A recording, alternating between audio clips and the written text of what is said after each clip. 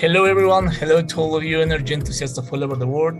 This is your host, Rodrigo Ceballos, and today we have a new guest. Her name is Vivian Klein, and she is going to talk about nuclear power plants. But before we begin, Vivi, would you like to introduce yourself? Yes, of course. Hi, Rodri. I'm Vivian Klein, and I'm a master's student from University of Leipzig. I'm studying international energy economics and business administration, and this is also in cooperation with the MGMO in Moscow. And I'm totally happy to be here today. And we are also very happy to have you here. Thank you for accepting this invitation, Vivi, and thank you for sharing your knowledge with our audience. And as I said earlier, on this program we'll get a lot of information on nuclear energy. We'll explain what it is, how it is created, and how it is used.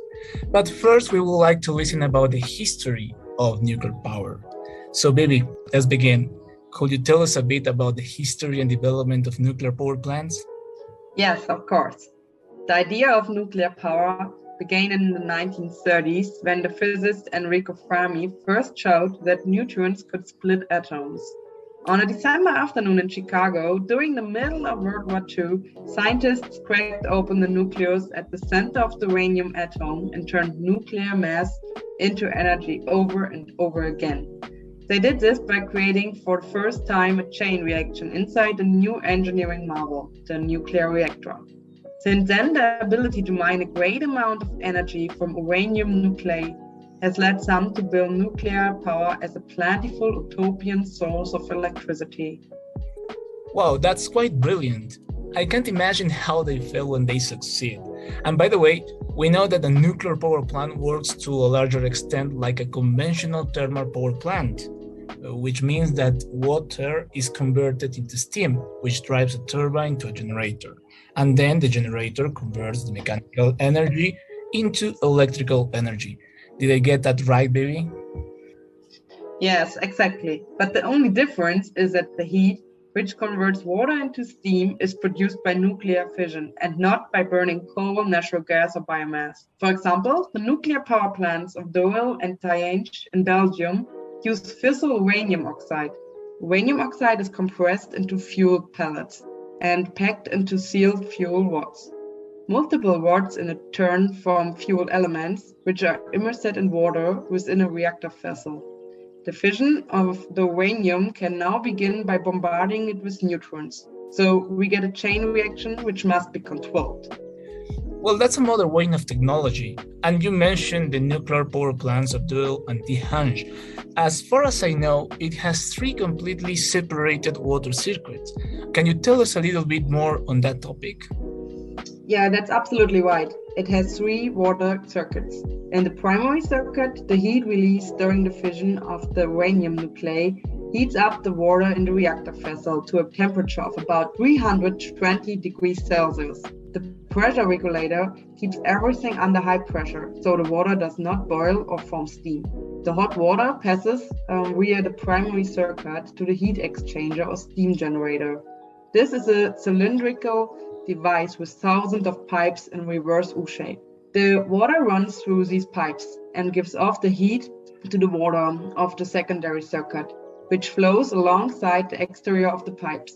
The water in the secondary circuit heats up and turns into steam, and then the steam from the steam generator drives one or more steam turbines. This in turn drives a generator, which ultimately produces electricity. Transformers increase the voltage of the electricity produced by the generator, allowing transportation of the electricity to the end users with as little loss as possible. Nice. I always find amazing all the engineering that's behind generating the power that we daily use. Well, Vivi, now I have a few questions related to increased nuclear power risks, such as long-lived nuclear waste and the specter of rare but devastating nuclear accidents like the one at Chernobyl in 1986 and Fukushima Daiichi in 2011.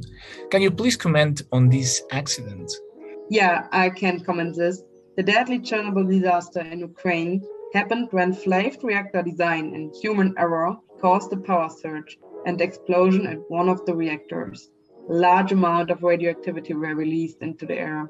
And in the case of Japanese Fukushima Daiichi, the aftermath of the Tohoku earthquake and tsunami caused the plant's catastrophic failures. Several years on, the surrounding towns struggle to recover. Evacuees remain afraid to return, and public mistrust has dodged the recovery effort, despite government assurances that most areas are safe. The Fukushima disaster has particularly raised questions about safety of power plants and seismic zones, such as Armenia's Metasmore power station. And what about some other issues, Vivi? Yeah, other issues related to nuclear power include where and how to store the spent fuel or nuclear waste, which remains dangerously radioactive for thousands of years.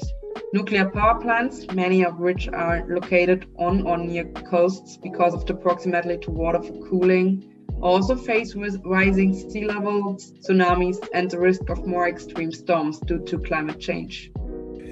Well, it sounds terrible when the disasters come out of nowhere. However, honestly speaking, I believe that nuclear power can help us to stop climate change and improve some future designs. What do you think, Bibi? Well, how to put that in the right words? Nuclear power isn't considered renewable energy, given its dependence on finite resource. But because operating reactors do not emit any of the greenhouse gases that contribute to global warming, proponents say it should be considered as a climate change solution. National Geographic emerging explorer Leslie Dewan, for example, wants to resurrect molten salt reactor, which uses liquid uranium dissolved in molten salt as fuel, arguing it could be safer and less costly than reactors in use today. Others are working on small modular reactors that could be portable and easier to build.